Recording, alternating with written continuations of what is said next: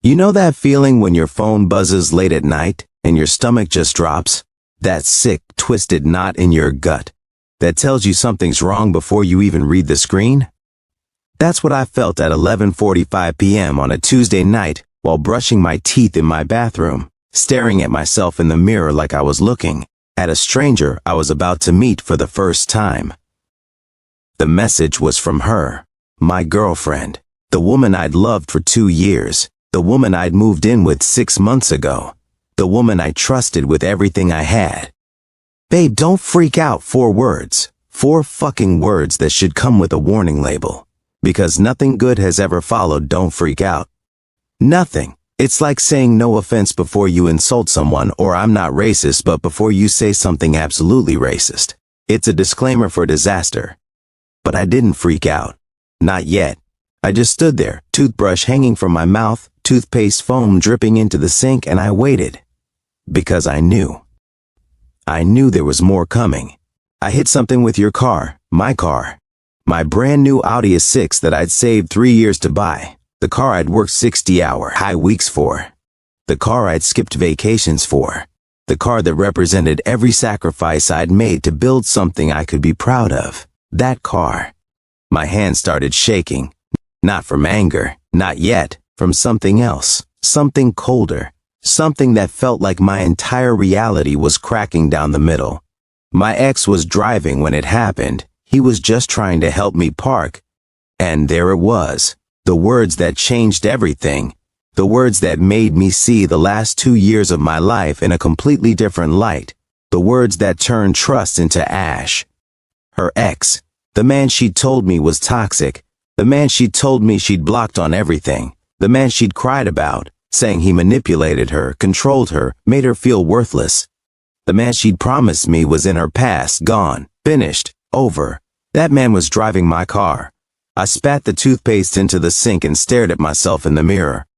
My face was pale, my eyes were wide. I looked like I'd seen a ghost, but I hadn't seen a ghost. I'd seen the truth, and sometimes the truth is more terrifying than any ghost could ever be.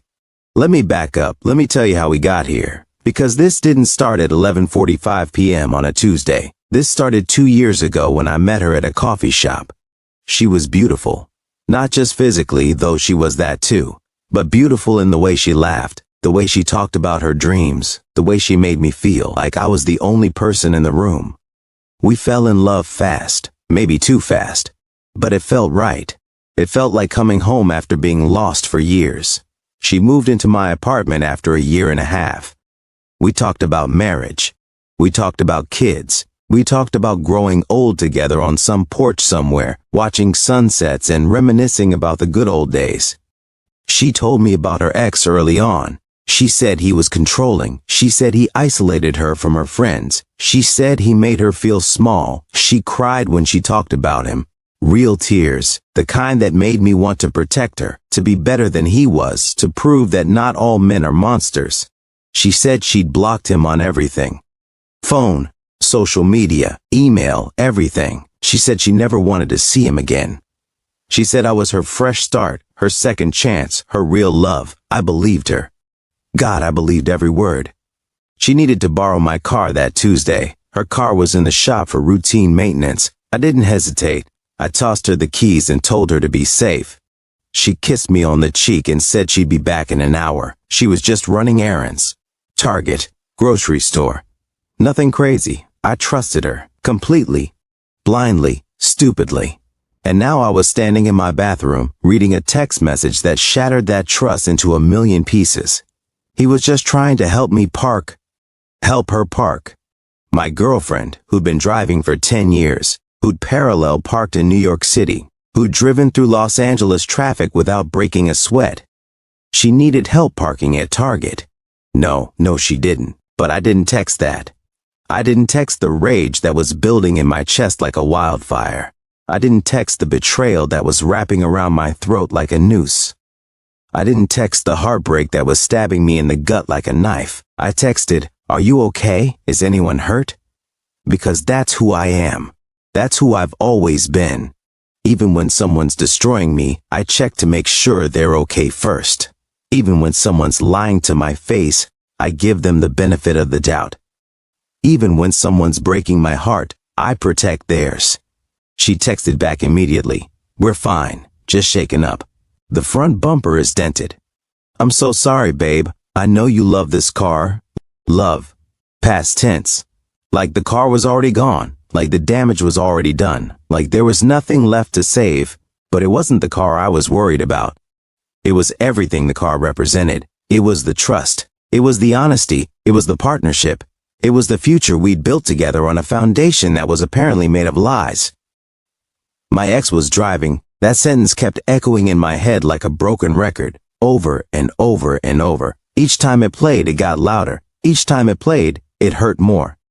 Each time it played, I saw another lie she must have told me. If her ex was there, driving my car, then she hadn't blocked him. If she hadn't blocked him, she'd been lying about that. If she'd been lying about that, what else had she been lying about? How many times had she seen him? How many times had she texted him? How many times had she chosen him over me without me even knowing? I sat down on the edge of my bathtub. My legs felt weak. My chest felt tight. My whole body felt like it was collapsing in on itself. This was what heartbreak felt like. Not the dramatic, crying in the rain heartbreak from movies, but the quiet, suffocating, can't breathe heartbreak that happens when someone you love shows you they're not who you thought they were. But then something else happened. Something colder, something sharper, something that cut through the pain like a scalpel. Clarity. I stood up. I walked to my bedroom. I picked up my laptop, and I started taking notes. Time of incident, approximately 11:30 p.m. Driver, her ex-boyfriend name, Marcus Thompson. Vehicle, my 2024 Audi A6. Insurance policy, only I am listed as an authorized driver. I wasn't crying anymore. I wasn't shaking anymore. I was thinking, planning, preparing. Because here's the thing about betrayal. It either destroys you or it sharpens you. And I'd been destroyed enough times in my life. This time, I was going to be sharp. I called my insurance company. It was almost midnight, but they had a 24-hour claims line. A woman named Patricia answered on the third ring. Hi, I need to report an accident involving my vehicle, I said. My voice was calm, steady, almost robotic. Of course, sir. Can I get your policy number? I gave it to her. And can you describe what happened? My car was driven by someone not listed on my insurance policy. They were involved in an accident. I did not give permission for this person to drive my vehicle. There was a pause. I could hear Patricia typing. Just to confirm, sir, you're saying someone drove your car without your authorization? Correct. And this person was involved in an accident? Correct. Do you know the identity of the driver? Yes. Marcus Thompson. More typing. Okay, sir. I need to inform you that this will be classified as unauthorized use of your vehicle. The driver will be personally liable for all damages. We'll need you to file a police report as well. Understood. Are you safe? Is there anything else you need right now? No. Thank you. I hung up. Then I sat there in the silence of my bedroom, holding my phone, feeling something I hadn't felt in years. Power. Not over her, not over him, but over myself, over my own life, over my own choices. She'd made her choice when she let him drive my car, when she lied to me about blocking him, when she put his comfort over my trust. Now I was making mine. She came home 20 minutes later. I heard her key in the lock. I heard her footsteps in the hallway. I heard her voice, shaky and small, calling my name. Babe? I was sitting on the couch, laptop closed, hands folded, waiting. She walked into the living room and stopped when she saw me. Her eyes were red. She'd been crying. Good. She should cry. She should feel every ounce of the pain she'd caused. I'm so sorry, she started. I know you're mad. I know I should have told you he was there, but it just happened so fast and... Stop. She stopped. Sit down. She sat down across from me. Her hands were trembling. She looked small, fragile, like a child waiting to be punished. But I wasn't her parent. I wasn't her teacher. I wasn't her savior. I was the man she'd betrayed. Tell me exactly what happened, I said, from the beginning, and don't leave anything out. She took a shaky breath. I was at Target. I ran into him in the parking lot. He said hi. We talked for a few minutes. He asked how I was. I said I was good. He saw your car and said it was nice. I said thanks. Then when I was leaving, I couldn't get the car to fit into the spot right, and he offered to help. I didn't think it was a big deal. I let him adjust it. But then he hit the curb and the concrete barrier and... You let him drive my car. He was just trying to help. You let your ex-boyfriend, the man you told me was toxic and blocked, drive my car. I know it looks bad. It doesn't look bad. It is bad. She started crying harder. I made a mistake. I'm sorry. I'll pay for the damage. I'll do whatever it takes. Please don't be mad at me. And here's where I could have yelled. I could have screamed. I could have thrown things and called her names and made her feel as small as she'd made me feel. But I didn't. Because rage is easy. Rage is what weak people do when they don't know how to channel their pain. And I wasn't weak anymore. I already called the insurance company, I said quietly. Her face went white. What? I reported the accident. I told them someone not authorized to drive my car was behind the wheel. They've classified it as unauthorized use. What does that mean?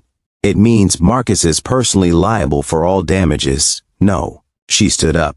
No, you can't do that. He doesn't have that kind of money. This will ruin him. Then he shouldn't have driven my car. But I let him. It's my fault. You're right. It is your fault. But you weren't driving. He was. And according to the law, the driver is liable. She was pacing now. Frantic. Desperate. You have to call them back. You have to tell them it was a mistake. Please. He can't afford this. Neither can I. My insurance rates are going to skyrocket because of this. My car is damaged. My trust is broken. So no, I'm not calling them back. You're being cruel. And there it was. The deflection. The victim playing. The attempt to make me the bad guy for protecting myself. I'm being honest, I said. Something you should try. Sometime. She sank back down onto the couch, her head in her hands. You don't understand. He's going to hate me for this. His family is going to hate me. Everyone is going to blame me. Maybe they should. She looked up at me with tears streaming down her face. I thought you loved me. I did. But I loved the person I thought you were. Not the person who lies to me. Not the person who sneaks around with her ex. Not the person who prioritizes his feelings over mine. I wasn't sneaking around. It was one conversation that you didn't tell me about, that you hid from me, that you lied about by omission. I didn't lie. You told me you blocked him. Silence. You told me he was out of your life. More silence. You told me I was your fresh start. She was sobbing now. Full body sobs that shook her shoulders and made her gasp for air. Part of me wanted to comfort her. Part of me wanted to pull her into my arms and tell her it would be okay. Part of me wanted to be the man I'd always been. The man who fixed things, who forgave things, who sacrificed his own pain to make someone else feel better. But that part of me was dying, and I was letting it. I think you should stay somewhere else tonight, I said. What? I need space. I need time to think. I need you to not be here right now. You're kicking me out? I'm asking you to leave. This is my home, too. It's my apartment. My name is on the lease. And right now, I don't want you here. She stared at me like I'd slapped her, like I'd become someone she didn't recognize. Good. Maybe she was finally seeing me clearly. She grabbed her purse. She grabbed her phone. She walked to the door.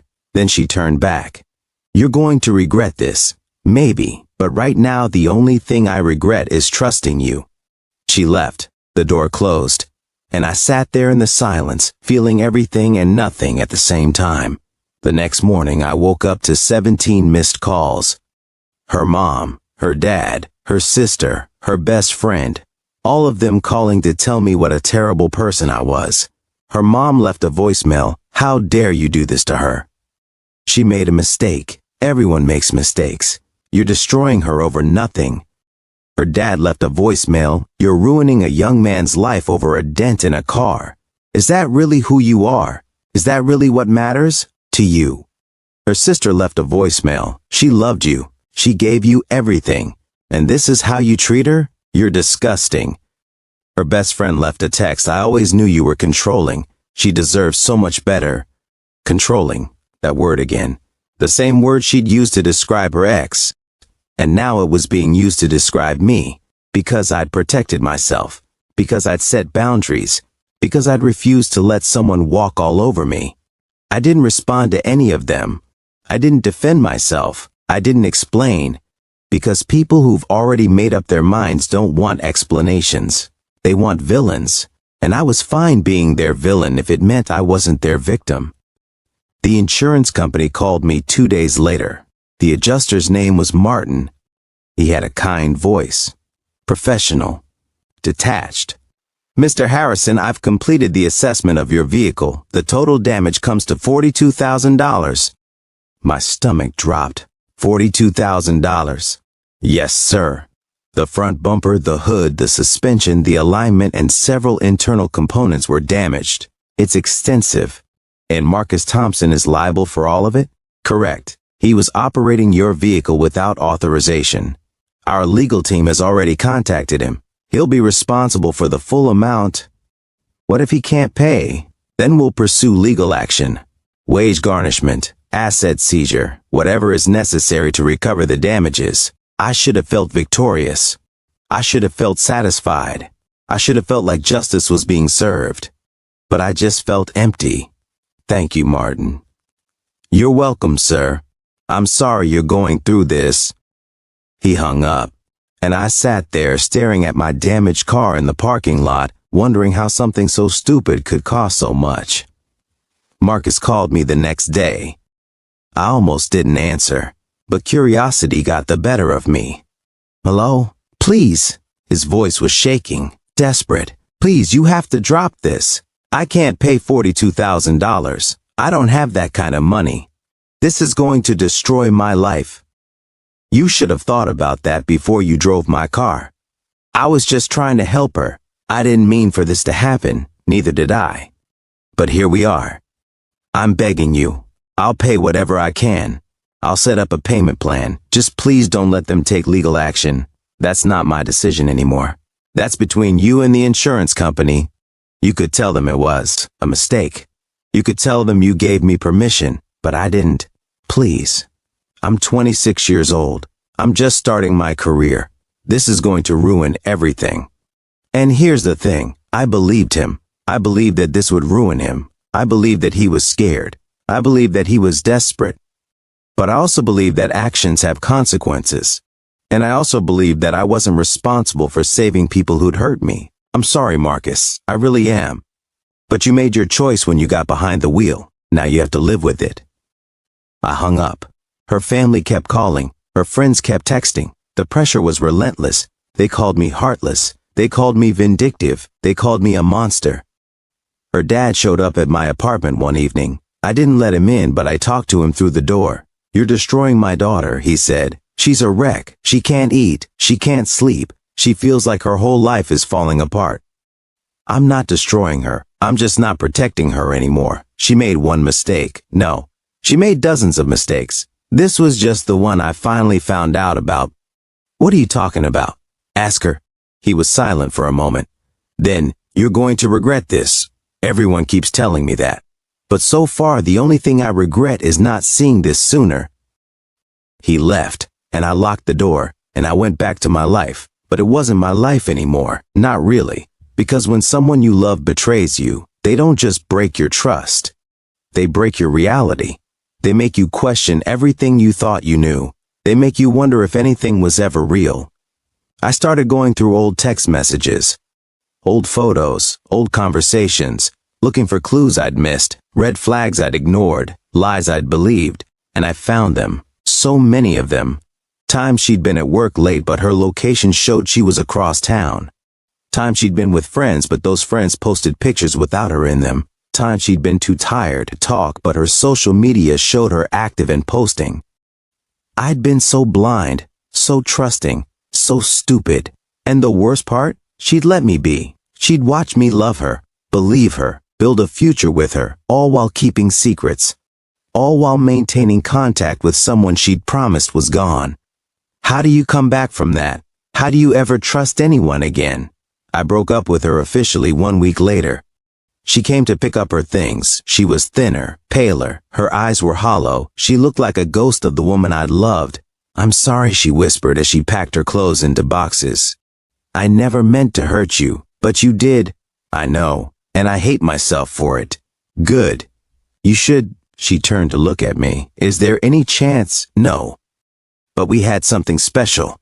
We had something built on lies. That's not special. That's just sad." She started crying again. "I loved you. I still love you." "No, you don't. You love the idea of me. You love the stability I gave you. You love the way I made you feel. But you don't love me. Because if you did, you wouldn't have done what you did. People make mistakes. Stop calling it a mistake. Mistakes are accidents. This was a choice. You chose to maintain contact with him. You chose to lie to me. You chose to let him drive my car. Those were all choices. And choices have consequences." She wiped her eyes. "You're not the person I thought you were. Good, because the person you thought I was would have let you get away with this. The person you thought I was would have forgiven you without question. The person you thought I was would have sacrificed his own dignity to make you comfortable. I'm not that person anymore." She picked up her last box. "I hope you find someone who makes you happy. I hope you find someone who teaches you what honesty means." She left. The door closed. And I was alone. But this time the silence felt different. It didn't feel suffocating. It felt clean, like I'd just removed a splinter that had been festering for months. The weeks that followed were hard. I won't pretend they weren't. I cried. I raged. I questioned everything. I wondered if I'd been too harsh, too cold, too unforgiving. But then I'd remember the lies, the betrayal, the disrespect, and I'd know I'd made the right choice. Marcus's lawyer contacted me. They wanted to settle. They offered $15,000. I declined. They offered $15,000. I declined. They offered $15,000. I declined. They offered $20,000. I declined. They threatened to countersue for emotional distress. I laughed. "Your client drove my car without permission and crashed it," I told the lawyer. "There's no case. There's just consequences." They eventually agreed to a payment plan, $42,000 over 5 years. Marcus would be paying for his mistake for a long time. And honestly, I didn't feel bad about it, because here's what I learned. Forgiveness doesn't mean letting people avoid the consequences of their actions. Forgiveness doesn't mean pretending you weren't hurt. Forgiveness doesn't mean sacrificing your own peace to make someone else comfortable. Forgiveness means releasing the anger so it doesn't poison you. It means accepting what happened and moving forward. It means choosing yourself. And I chose myself. 3 months later, I saw her at a coffee shop. She was with someone new, a guy with a beard and tattoos and the kind of confidence that comes from not knowing the damage she's capable of. She saw me too. She waved awkwardly. I nodded back. We didn't speak. What was there to say? The story was already over. The ending was already written, and no amount of conversation was going to change it. I got a new car. A BMW this time. Faster, sleeker, better. I only put myself on the insurance. I started dating again. Slowly, carefully, with boundaries I'd never had before. I didn't rush into anything. I didn't ignore red flags. I didn't sacrifice my peace for anyone. And you know what? It felt good. It felt like I was finally living for myself instead of for someone else's version of me. Her friends still post vague things on social media. Some people will destroy you and then act like you're the villain. When someone shows you they can't handle your growth, let them go. Not everyone deserves your grace. They're talking about me. I know they are. And I don't care, because I'm not the villain in this story. I'm the person who finally decided he deserved better. Marcus is still paying, every month, $700. Like clockwork. I don't think about it much anymore. It's just a number in my bank account. A reminder that actions have consequences. She posts quotes too. I'm healing. I'm growing. I'm learning to love myself. The usual post-breakup spiritual awakening nonsense that people post when they don't want to admit they fucked up. Good for her. I hope she is healing. I hope she is growing. I hope she learns from what happened. But that's not my problem anymore. Her mom sent me a message on Facebook 6 months after the breakup. I hope you're happy with yourself. You destroyed 2 young people's lives over your ego. I didn't respond because she was wrong. I didn't destroy anything. I just stopped rebuilding what they kept breaking. But late at night, when I'm alone in my apartment, I sometimes think about what could have been. I think about the life we'd planned, the house we were going to buy, the kids we were going to have, the future we were going to build. And then I remember that it was all built on a foundation of lies. And foundations of lies don't hold. They crumble, they collapse, they bury you alive if you're not careful. So I got out. Before the collapse, before the burial, before it was too late. And now I'm here, single, stronger, smarter, with a new car, a new perspective, and a new understanding of what I will and won't tolerate. People ask me if I regret it, if I regret being so harsh, if I regret not giving her another chance, and my answer is always the same, no, because she had her chance, 2 years of chances, and she chose to waste them. I'm not angry anymore, I'm not bitter, I'm not even sad, I'm just done. Done with people who lie, done with people who manipulate, done with people who think love means accepting disrespect. Love isn't supposed to hurt like this. Love isn't supposed to feel like constantly walking on eggshells. Love isn't supposed to make you question your reality. Love is supposed to be safe, honest, respectful. And what we had wasn't love. It was just 2 people pretending everything was fine while the house burned down around them. So yeah, she texted me, "Don't freak out." My ex was driving. He was just trying to help. And I didn't freak out. I just made sure the person responsible paid for what they'd broken. Because that's what adults do. That's what people with self-respect do. That's what people who value themselves do. They don't scream. They don't beg. They don't destroy themselves trying to save people who don't want to be saved. They just protect themselves, set boundaries, and walk away. And you know what? It's lonely sometimes. It's hard sometimes. It's scary sometimes. But it's also peaceful. It's also empowering. It's also right. So to anyone reading this, to anyone who's been lied to, cheated on, betrayed, or disrespected by someone they loved, you deserve better. You deserve honesty. You deserve loyalty. You deserve someone who chooses you every single day without hesitation.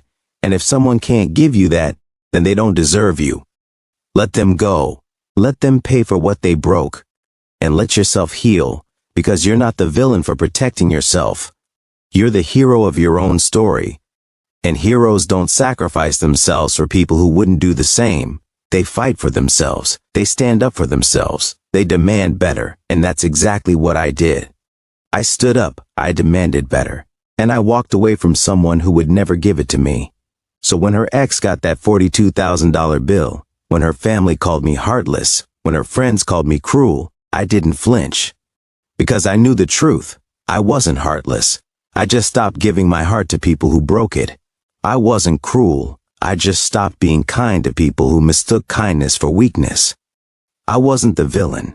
I was just the person who finally decided enough was enough. And sometimes, the bravest thing you can do is walk away from someone you love when they keep proving they don't love you the same way. So yeah, don't freak out, she said. But maybe she should have. Because actions have consequences, and some consequences last a lifetime.